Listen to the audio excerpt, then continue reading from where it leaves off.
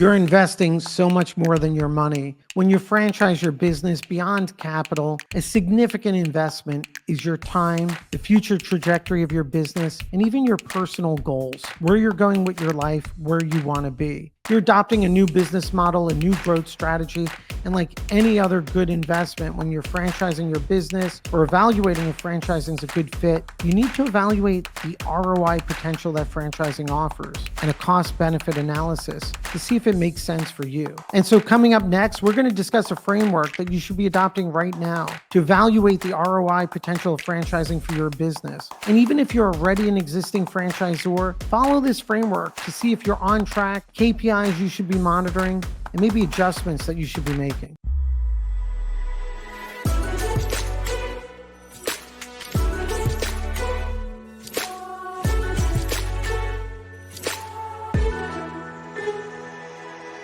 Just like every great investment or business venture, franchising is not some plug and play growth strategy.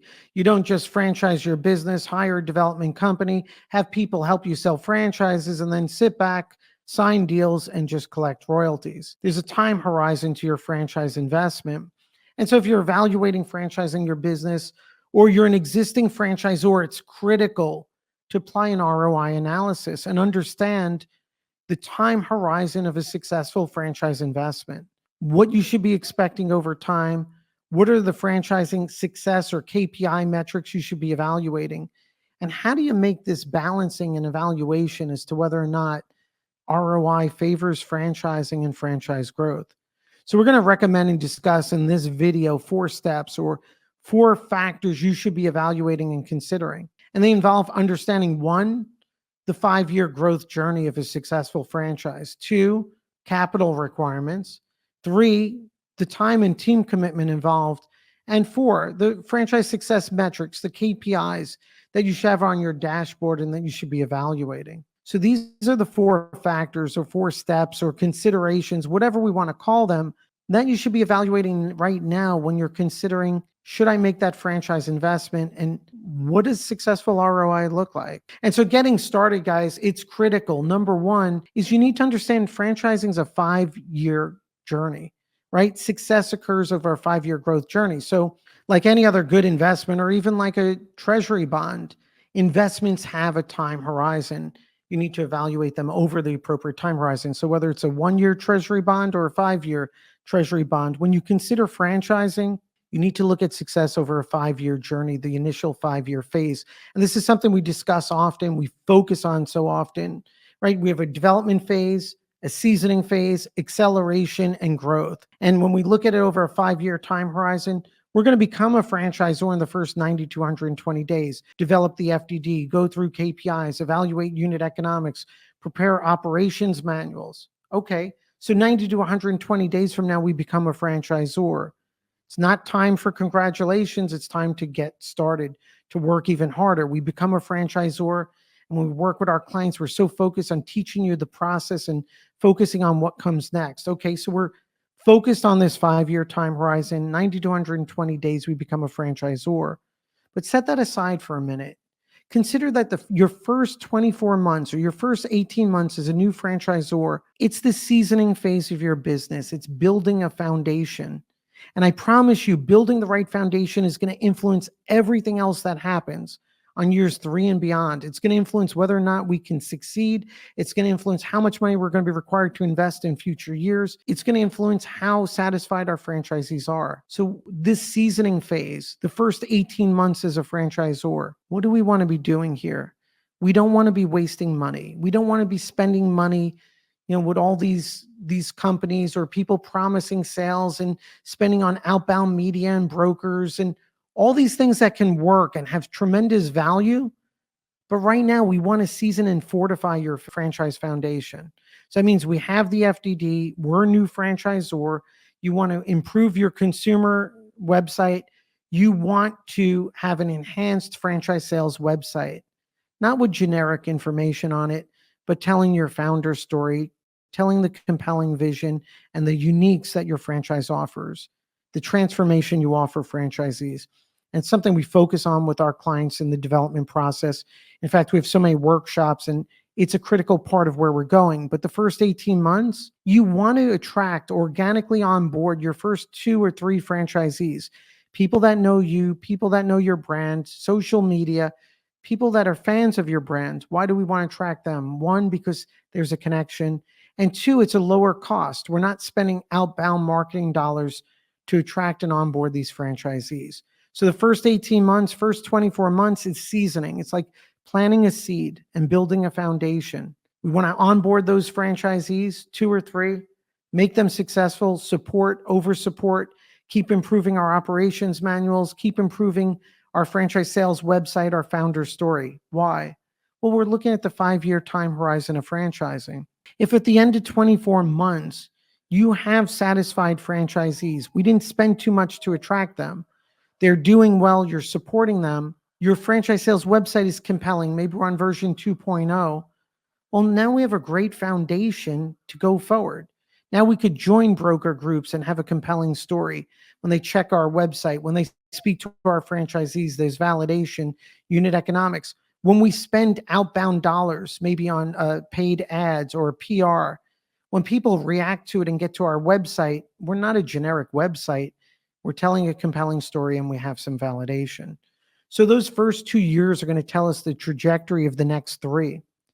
So many franchise developers, it really bothers me because we help so many franchisors out there that are struggling. They didn't start with us and they show me a business plan a developer gave them 2 years earlier. And the business plan is just generic with all these assumptions on they're going to generate X dollars in royalty revenue, Y dollars in franchise fees. But these assumptions are all imaginary. And you need that foundation of validation before we could really cost effectively spend dollars. So understanding the 5-year journey, the first 2 years, we're building a foundation. If we set it the right way, validation, unit economics, compelling story. Now years 3, 4, and 5, we could start enhancing our franchise sales budgets and we could do it cost effectively because now we have so much validation and so many durable assets we build and building up. So 5-year journey, don't focus on increments of years. Focus on the first 2 years of foundation and years 3 to 5 as acceleration and growth. Second, understanding your capital requirements. And we have a whole video that goes over the cost to franchise your business. But beyond the cost, and for us, our legal plus franchise development, those services, depending on the level of support and what's needed, they're typically in the $23,000 to $30,000 ballpark. So set that aside. And if you're paying a lot more than that, you should be questioning why. I'm not saying people don't provide valuable services, but just understand sometimes if a broker refers you to a franchise developer, the franchise developer is paying a very big commission to those brokers. Or there's certain development companies that are just going to promise everything and they're not competent to provide legal and the marketing ends up generic. Why do I care about that? Because we want to set the right foundation, good FDD, legally protected. We launch with the right brand story, the right focus, right foundation setting. If we do that, then we're going to cost effectively spend money. And on this point too, capital requirements, well, let's think of them in phases: development phase, launch phase, operations phase, and continuously building durable assets. Development phase is where we're franchising your business. Say it's around $30,000. The launch phase, after you become a franchisor, is where we're spending money as a new franchisor to attract and onboard franchisees. And one of the most disappointing things I see are franchisors, they've entered the franchise space and the people they relied on leave them without good advice. They send them to franchise conferences or broker conferences, which are fine and can have value. But later on, and they send them to these events and they're not prepared. Why are they not prepared? Well, they go to the events, they don't truly understand franchise sales, but also they didn't completely build out their franchise sales website, a compelling brand story.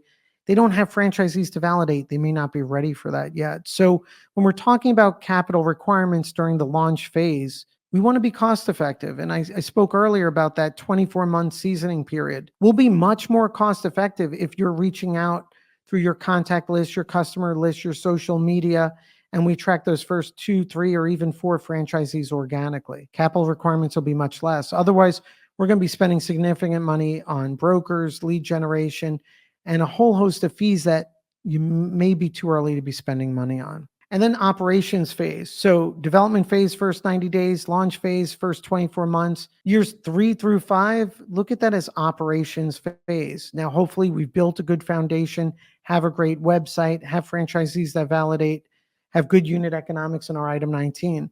Now, depending on your brand and industry, we're going to be recommending joining broker groups, coming to some broker conferences, or we're going to be recommending paid media, PR, more brand story, or a combination of all of those. How much you're going to need to spend depends on how many more franchises we want to sell, but it's also going to depend on what does our foundation look like? How good is our item 19? How good are our unit economics? How well do our franchisees validate? And these all come into the formula when we're evaluating the capital requirements. So if you're new to franchising, you're thinking about franchising your business, key takeaways here is don't think that after you franchise your business, everything just happens. We need to season, build a foundation, and then spend capital, or do both at the same time, but we don't want to waste capital. Don't just spend money because people tell you to do it. And if you're an existing franchisor and you're struggling right now, and you maybe feel like you're going to conferences and you're speaking with brokers, or you're not getting good ROI on your marketing dollars, the answer is probably you didn't set the right foundation, or you didn't build durable assets. And what do I mean by durable assets? Well, as a new franchisor, your development doesn't stop on the day you become a franchisor. Your version 1.0, your franchise sales website. By year 2, by year 3, you should be on version 3.0. Over time, you should be adding your franchisees, their stories, their validation, your founder videos, right? And in fact, we have workshops and conferences where our next one, a significant number of franchisors are coming. And many of them are successful already with multiple locations, over 50 locations, right? But they're continuously improving their franchise sales website, their franchise sales materials, their training, the teams they work with. Those are durable assets that when we spend the dollars, they'll be there the next year. What are not durable assets? Spending money just to go to a trade show. Once you're done, you're done. Spending money on pay-per-click ads. When you stop spending the dollars, the ads are gone. So we want assets that are going to live over time, a good PR story, a good brand story, good website, good video. And we're bringing this all up in terms of the capital requirements because it's going to influence how you spend your money. Next, time and team commitment. One of the biggest question marks that new franchisors have is, how am I going to do this? And what team members do I have, or am I going to need over time? And there's developers out there that tell new franchisors, hey, you become a franchisor, don't worry about anything else. We're going to do the sales. We're going to run ads. We're going to have our salesperson qualify leads. Once we qualify them, we'll present them to you. If you like the people, you'll sign a franchise agreement with them. It's not that easy. Remember, you're a brand new franchisor. You're asking a franchisee to trust their future, sign a franchise agreement with you, and commit their own capital to your business and to your brand. And so why would they want to speak to a disconnected franchise salesperson who's selling 100 other franchises, or is going to come off too salesy, right? We've seen the greatest success when you become a new franchisor is take it in steps and going back to that 5-year journey. Your first 24 months, you're building your foundation. You're going to be learning what franchising is all about, how we disclose an FDD, how we prepare franchise agreements, franchise sales marketing channels you should engage in, reaching out to consumers and your contacts, announcing the launch of your franchise, all things we're going to focus on. Your founder story, the video on your website, all to create a compelling environment. So when we do have that organic reach, we could work together to convert your first couple of franchises. And why is that critical? Because you as a founder, someone just entered franchising, number one, the franchisee candidates, they want to speak with you and validate through you. Again, they're going to be buying a franchise because the same way you transformed your life with the business, they're going to want to transform theirs. And so that connection is going to be critical at this very early stages in a new franchise. But also for you, it's important to understand the questions they have, the concerns they raise, and even the question marks, because then it's going to promote conversations where we talk about continued development of your franchise or how to respond. And it's a tremendous learning tool for you. You're gonna get on the ground and understanding of what this is all about. And that's important because then it'll empower you to make smart decisions. Because as you experience the franchise sales process for the first 1, 2, 3 franchisees, you're going to build that personal connection. We're going to find that good fit, but also you're going to learn so much more about the franchise sales discovery process. So together we could evaluate, do we enhance your discovery materials even further? What's the next version of your website look like? What is some content we want a franchise PR company to focus on? And also, as we evaluate your leads, how many contacts you're getting, whether or not it's time to hire someone in-house to help you with franchise sales or work with an outsourced franchise sales organization that'll help with lead qualification and that process. But it's critical in the beginning for you to learn this. And so we're talking time and team commitment. From a time standpoint and team commitment, your first 2 years is going to heavily depend on you personally and whoever else is on your team. We have very successful franchisors that have sold hundreds of franchises that on year 1 and year 2 was just a team of 3 people, right? The original founders and maybe one administrative team member. And along the way, you learn franchising and then you evaluate your needs. So time and team, the first 24 months is significantly dependent on you and your team.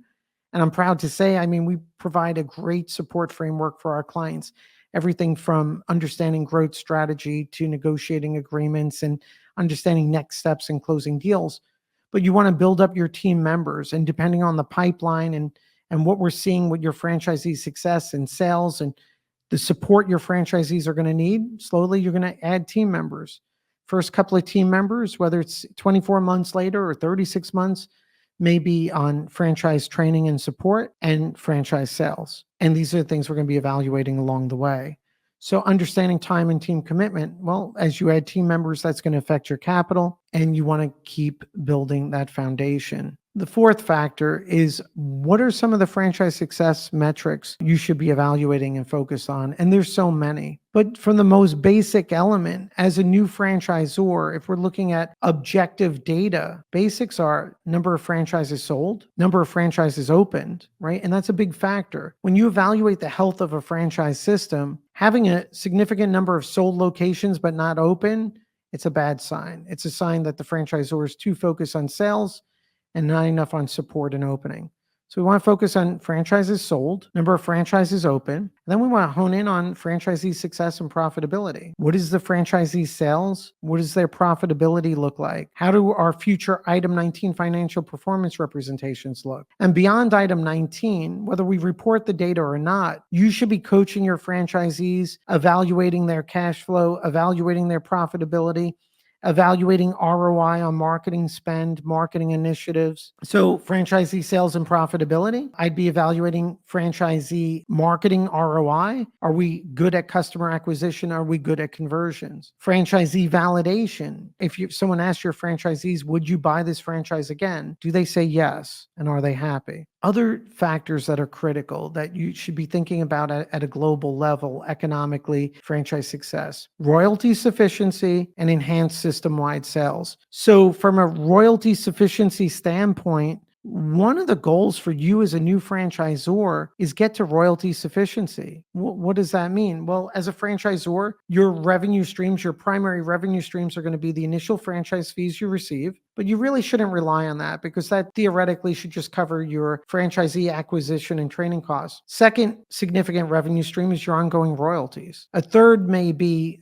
supplier rebates and supply chain, but leave that out for the moment. Let's talk about royalty sufficiency. Royalty sufficiency occurs when the royalties you receive and collect from your franchisees on an ongoing basis exceeds and is more than your operating costs to run the franchise system, which means your operations, your franchisee support, your franchise sales. So when you're doing a P&L of your franchise company, at the end of the year, on the top line on sales, you have franchise fees, royalties, other revenue, and then you have all your expenses, support team, training team, broker commissions, franchise selling expenses, franchisee support. And if at the end on the bottom line you have a profit, well, then you're royalty sufficient. So you want to get to royalty sufficiency. And again, the other success metric is enhanced system-wide sales. As a franchisor, your primary goal, your primary obligation is make your franchisees successful. So ongoing, as you help your franchisees better support them, enhance their marketing, increase ROI on their marketing spend, well, hopefully they're going to not only be more satisfied, they're going to have greater sales, which is going to increase your royalties and creates the framework for growth. So Like every other good investment, every other investment, when you evaluate franchising your business, if you're on the right track, you need to evaluate the ROI potential, and you need to review the journey, capital requirements, time and team commitment, and franchise success metrics. Hope this helps with your analysis.